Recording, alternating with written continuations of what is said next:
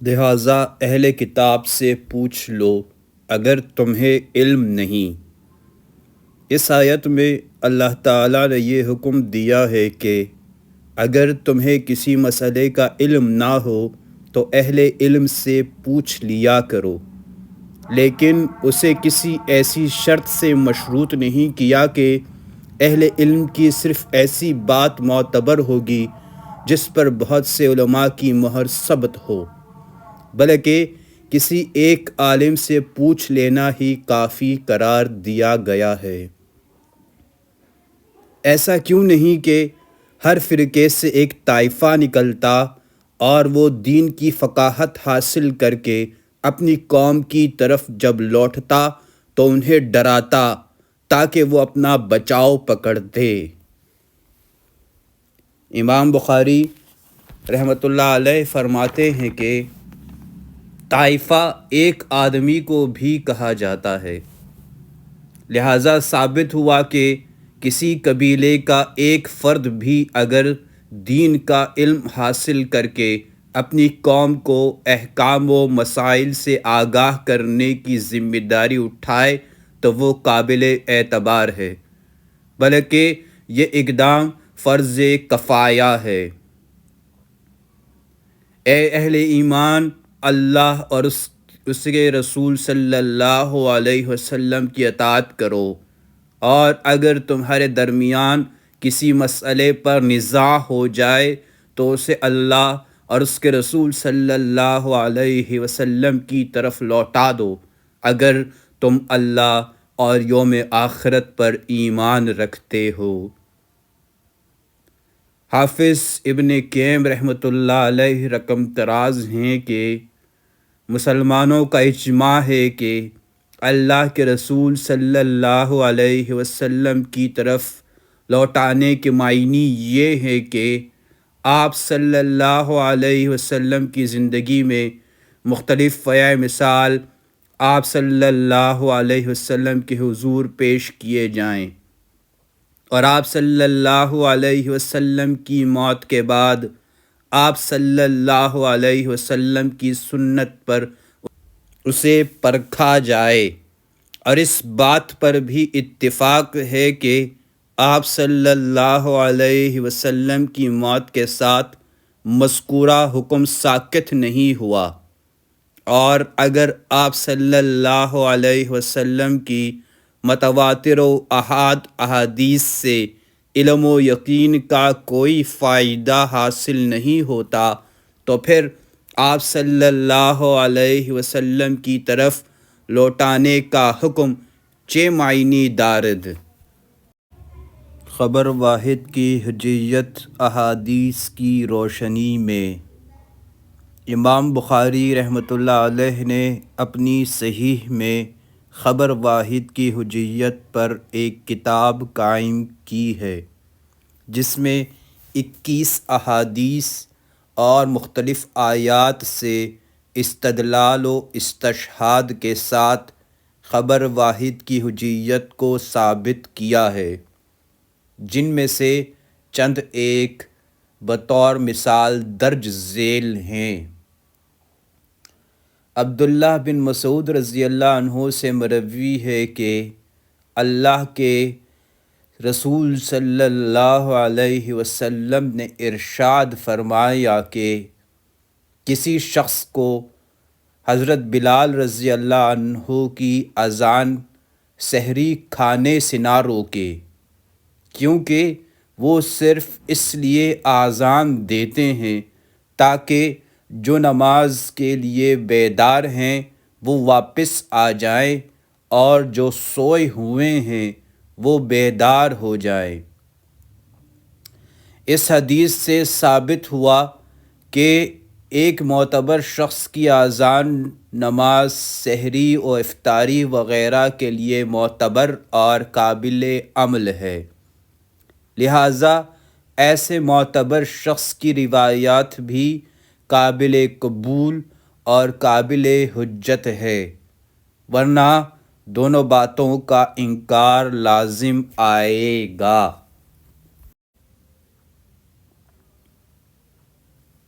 حضرت عبداللہ بن عمر رضی اللہ عنہ سے مروی ہے کہ لوگ مسجد قباء میں صبح کی نماز ادا کر رہے تھے کہ ایک آنے والے نے ان کے پاس آ کر کہا کہ اللہ کے رسول صلی اللہ علیہ وسلم پر رات قرآن کی آیت نازل ہوئی ہے اور آپ صلی اللہ علیہ وسلم کو حکم دیا گیا ہے کہ نماز میں کعبہ کی طرف منہ کر لیں، لہٰذا تم بھی اسی طرف رخ کر لو۔ ان لوگوں کے چہرے شام کی طرف تھے، پھر وہ لوگ کعبہ کی طرف مڑ گئے۔ لہٰذا ثابت ہوا کہ ایک معتبر شخص کی بات حجت ہے، اس لیے صحابہ کرام کی ایک پوری جماعت نے حالت نماز میں ہی صحابی کی بات کو تسلیم کر کے حدیث پر عمل کیا۔ لہٰذا خبر واحد کا منکر جمہور صحابہ کے طرز عمل کا منکر ہے۔ حضرت انس رضی اللہ عنہ بیان کرتے ہیں کہ آپ ابو طلحہ، ابو عبیدہ اور ابی بن کعب رضوان اللہ علیہم اجمعین کو کھجور کی شراب پلا رہے تھے کہ اتنے میں ایک آنے والے شخص نے آ کر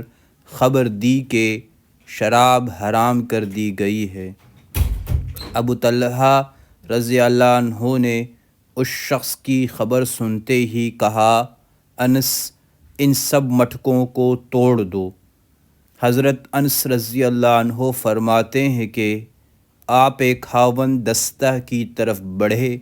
جو آپ کے پاس تھا اور آپ نے اس کے نچلے حصے کو ان مٹکوں پر مارا یہاں تک کہ تمام مٹکے ٹوٹ گئے۔ سبحان اللہ! اطاعت محمد صلی اللہ علیہ وسلم ہو تو ایسی۔ شراب کا دور چل رہا ہے، محفل لگی ہے، مگر خبر واحد کی بنیاد پر ساری شراب بہا دی، کیونکہ یہ ایمان کا تقاضا تھا۔ عقائد میں بھی خبر واحد حجت ہے۔ حضرت حذیفہ رضی اللہ عنہ فرماتے ہیں کہ نبی کریم صلی اللہ علیہ وسلم نے اہل نجران کے لیے فرمایا کہ آپ صلی اللہ علیہ وسلم، تمہارے پاس ایک امانت دار آدمی جو حقیقی امانت دار ہوگا اسے بھیجیں گے۔ حضرت صلی اللہ علیہ وسلم کے صحابہ منتظر رہے کہ کون اس صفت سے موصوف ٹھہرتا ہے،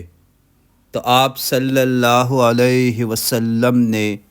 حضرت ابو عبیدہ رضی اللہ عنہ کو بھیج دیا۔ حضرت ابو عبیدہ رضی اللہ عنہ کو مبلغ و داعی بنا کر روانہ کیا گیا، جن کا کام لوگوں کی اصلاح اور احکام و مسائل کے ساتھ عقائد اسلام کی دعوت تھا۔ لہٰذا عقائد میں بھی ایک معتبر آدمی قابل حجت ہے۔ حضرت ابو عبیدہ رضی اللہ عنہ کی طرح نبی اکرم صلی اللہ علیہ وسلم اپنے مختلف صحابہ کو فردہ فردہ مختلف علاقوں، بادشاہوں اور قوموں کی طرف روانہ کرتے، جو تنہا نکارے کی چوٹ پر اسلام کی دعوت دیتے اور تبلیغ اسلام میں سب سے پہلے عقائد و ایمانیات کا درجہ ہے، جیسا کہ آپ صلی اللہ علیہ وسلم نے حضرت معاذ رضی اللہ عنہ کو فرمایا کہ تم ایسی قوم کے پاس جا رہے ہو جو اہل کتاب ہیں، لہٰذا انہیں سب سے پہلے اس بات کی دعوت دینا کہ اللہ کے سوا کوئی عبادت کے لائق نہیں اور محمد صلی اللہ علیہ وسلم اللہ کے رسول ہیں۔ اگر وہ یہ بات مان لے تو انہیں خبر دینا کہ اللہ تعالیٰ نے ان پر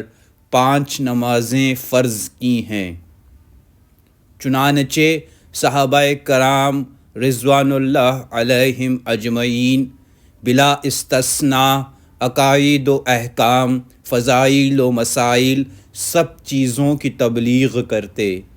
حالانکہ لوگ ایک ایک صحابی کی احادیث کی روشنی میں مسلمان ہوتے، لیکن کسی نے کبھی یہ کہہ کر انکار نہیں کیا کہ تم اکیلے ہو یا 2-3 ہو، لہٰذا تمہاری باتوں پر خبر واحد ہونے کی وجہ سے ہمیں یقین نہیں۔ لسان نبوت سے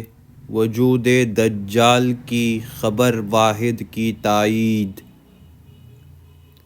صحیح مسلم کی روایت کے مطابق نبی کریم صلی اللہ علیہ وسلم نے حضرت تمیم داری رضی اللہ عنہ کی اس بات کو تسلیم کیا کہ انہوں نے اپنے سمندری سفر میں ایک جزیرے میں دجال سے ملاقات کی ہے، بلکہ خبر واحد پر یقین و قبولیت کے ساتھ تمیم داری کی مکمل روایات اپنی لسان نبوت سے صحابہ کرام رضوان اللہ علیہم اجمعین کے گوش گزار کی۔ لہٰذا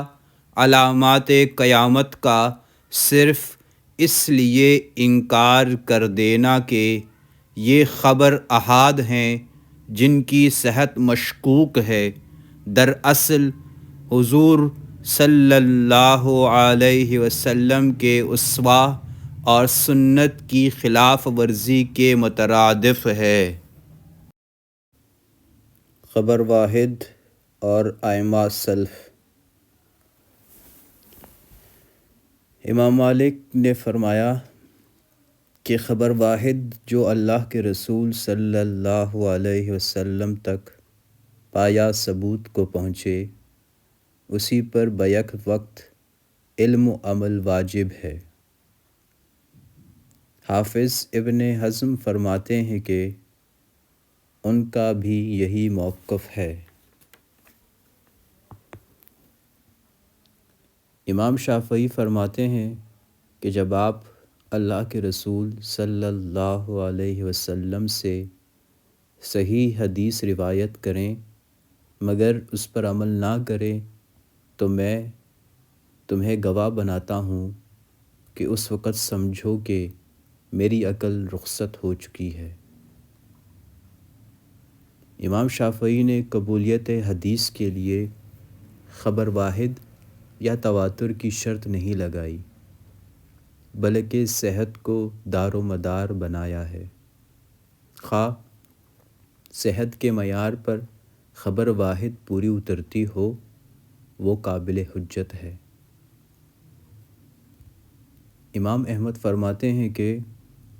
جو کچھ نبی کریم صلی اللہ علیہ وسلم سے عمدہ سند کے ساتھ ثابت ہو، ہم اس پر اقرار کریں گے،